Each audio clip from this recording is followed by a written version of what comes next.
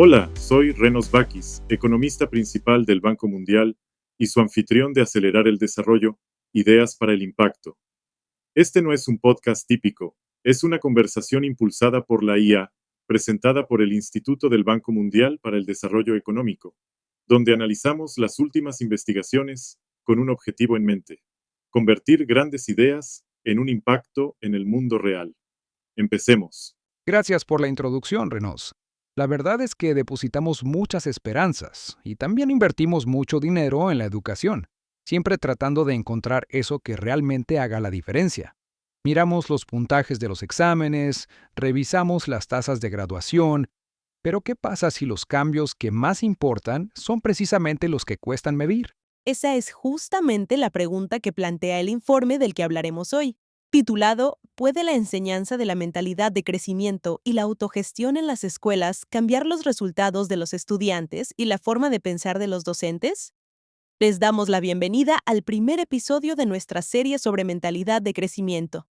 Hoy conoceremos dos experimentos a gran escala llevados a cabo en Indonesia, un país donde, pese a las fuertes inversiones en educación, los niveles de aprendizaje de los estudiantes se han mantenido obstinadamente bajos.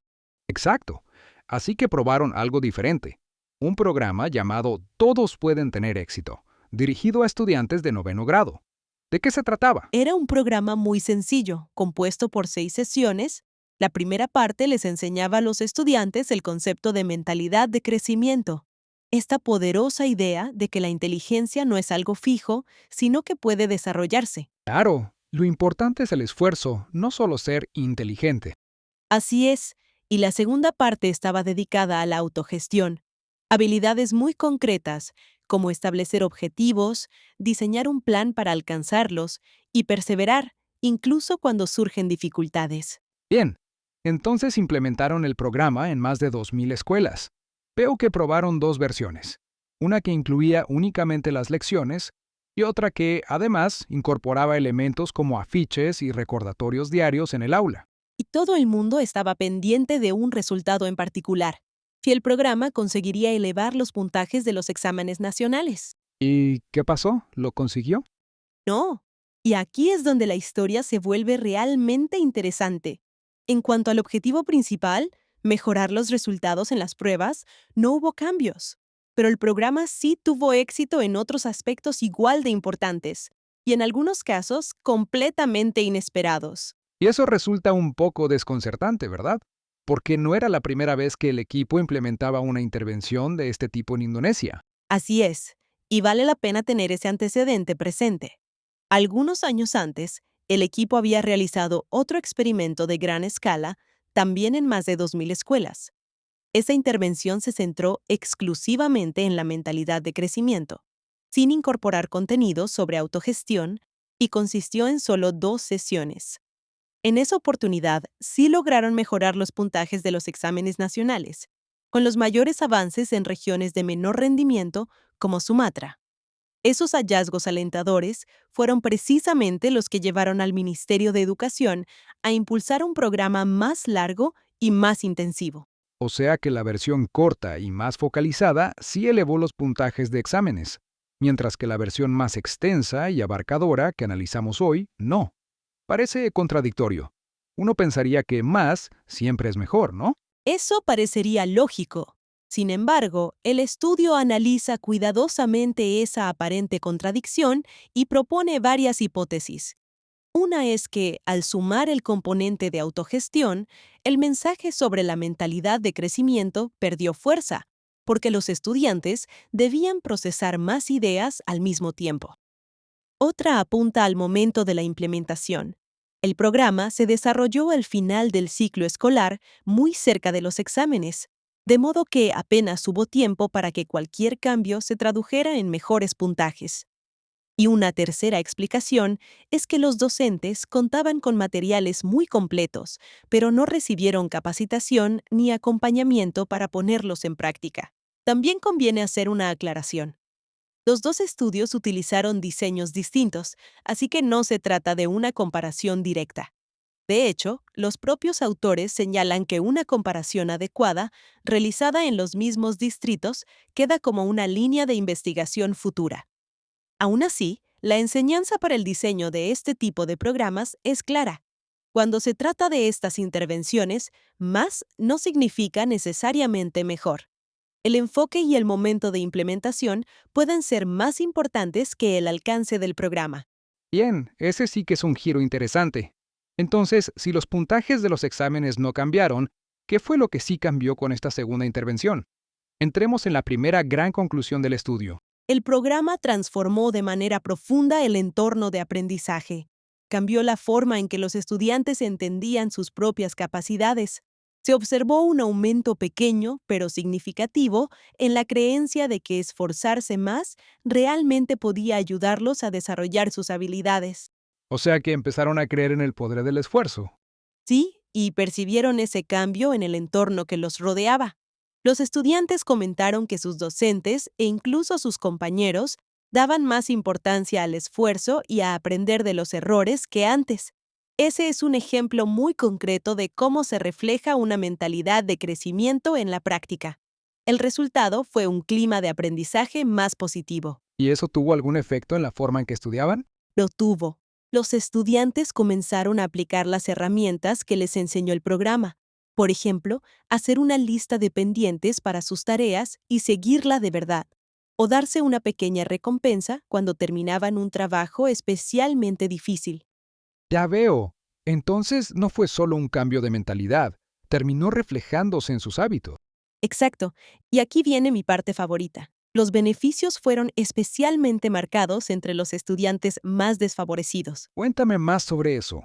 En las escuelas cuyos resultados en los exámenes nacionales estaban por debajo del promedio, los efectos fueron considerablemente más fuertes. La creencia de los estudiantes en el valor del esfuerzo mostró un aumento realmente importante. Y el cambio positivo en el clima del aula también fue mucho más evidente. Es decir, tuvo el mayor impacto donde hacía más falta. Precisamente. Y el mismo patrón se observó entre los estudiantes que partían con un rendimiento académico más bajo. Fueron ellos quienes más aprovecharon el programa.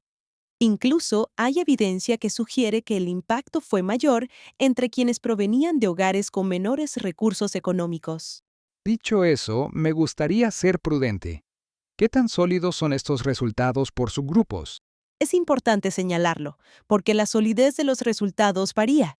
El más contundente, el incremento en la creencia en el valor del esfuerzo en las escuelas de menor rendimiento, sigue siendo significativo, incluso después de aplicar el ajuste estadístico más estricto para considerar que se evaluaron muchos resultados al mismo tiempo. El efecto sobre el clima del aula en esas escuelas también se mantiene, aunque solo en la versión del programa basada únicamente en las lecciones. En cambio, otros hallazgos, como el relacionado con el nivel de recursos del hogar, ya no resisten ese mismo ajuste. Por eso los autores los describen como resultados sugestivos. Así que la conclusión más rigurosa sería esta.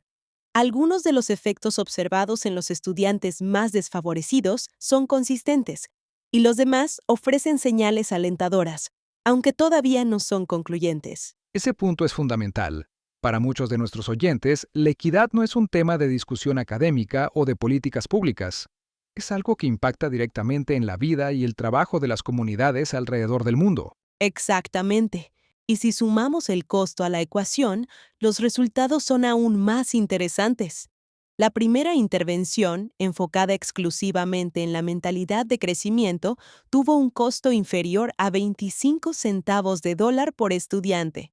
En esta segunda intervención, la versión básica del programa costó solo 69 centavos de dólar por estudiante, y la versión que incluía materiales adicionales para el aula quedó por debajo de $1 por estudiante.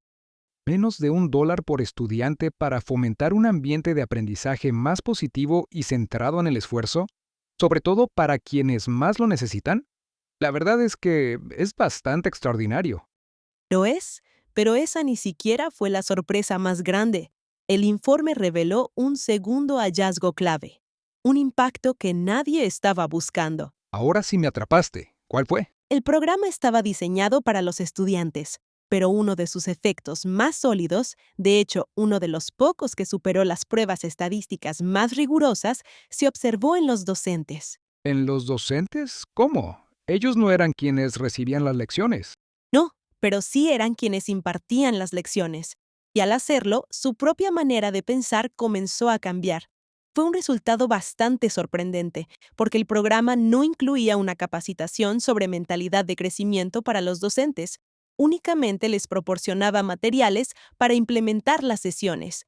En concreto, se observó un aumento importante y estadísticamente sólido en la creencia de los docentes de que el fracaso puede ser una oportunidad para aprender y crecer. O sea que el fracaso puede ser algo positivo. Exacto. Ese es uno de los principios fundamentales de la mentalidad de crecimiento.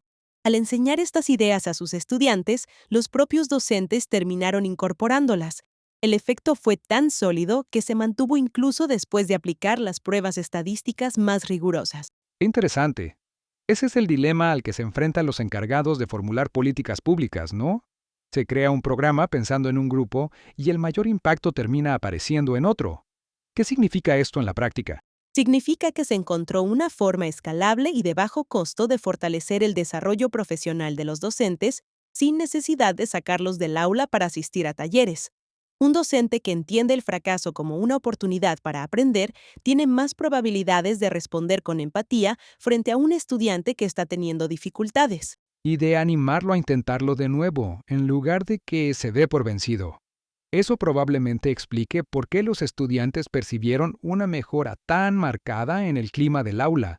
Exacto. Se crea un círculo virtuoso.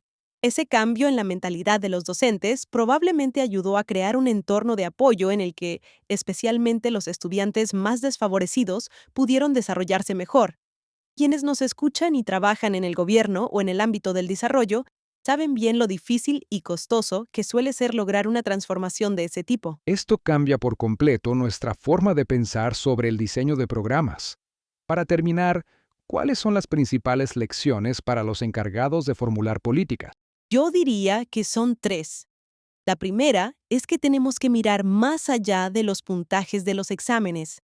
En el aula pueden producirse cambios positivos y valiosos, tanto en el ambiente de aprendizaje como en las creencias de los estudiantes, aunque esos cambios no se reflejen de inmediato en una prueba estandarizada. Los hallazgos más sólidos de este estudio son el cambio en la mentalidad de los docentes y el fortalecimiento de la creencia en el valor del esfuerzo en las escuelas con peores resultados. Y eso, por sí solo, ya cuenta una historia importante. ¿Cuál sería la segunda? La segunda es mantener la mente abierta a los efectos indirectos. A veces, la forma más eficaz de transformar la cultura de una escuela no es la más evidente. En este caso, un programa diseñado para estudiantes terminó siendo una herramienta extraordinaria para cambiar la mentalidad de los docentes. Y por último, el enfoque en la equidad. Así es, con una inversión de menos de $1 por estudiante, el programa logró su mayor impacto en quienes más podían beneficiarse de él. Es una clara muestra de que muchas veces las soluciones más efectivas para promover la equidad en las aulas también son las de menor costo. Sin duda, eso cambia por completo nuestra manera de pensar qué significa tener éxito en educación. Este estudio nos recuerda que el progreso no siempre se refleja en un único número. En muchos casos consiste en construir una convicción compartida, tanto entre estudiantes como entre docentes, que el esfuerzo vale la pena y que todos pueden seguir creciendo. Ese cambio no solo ayuda a rendir mejor en una prueba, ayuda a enfrentar la vida. Y ese es un objetivo que cualquier encargado de formular políticas públicas debería respaldar. Te cedemos la palabra, Renos. Gracias por acompañarnos. Pueden encontrar el informe completo en nuestro sitio web. Sigan el enlace en la descripción. Asegúrense de suscribirse para ser los primeros en enterarse de los próximos episodios. Y antes de irse, ¿cómo planean poner en práctica lo que aprendieron? ¿Y qué temas les gustaría que exploráramos en el futuro? Nos encantaría saberlo. Hasta entonces, adiós.